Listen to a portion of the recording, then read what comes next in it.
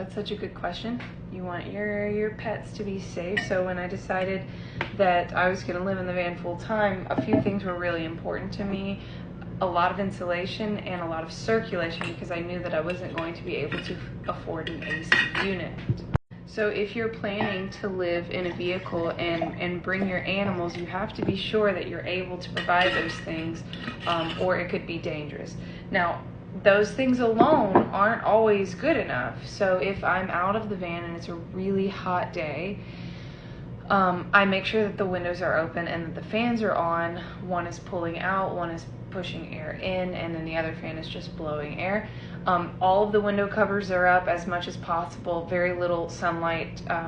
I let very little sunlight through so that my cat, so that she'll feel more comfortable. But I always make sure that I am very close to the van. If I have to leave her in it, that it is parked under a tree if I can find a tree, and that I'm checking on her every 30 minutes. Dogs, on the other hand, I think they have a much lower tolerance for heat, so you really need to see what your dogs can tolerate and be sure that you're not getting anywhere close to what they cannot tolerate.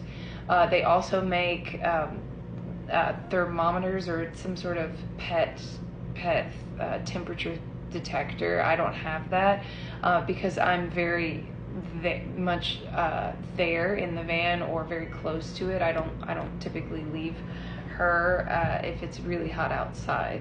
So if you can't have insulation and you can't have ventilation, you can't have a pet in the car.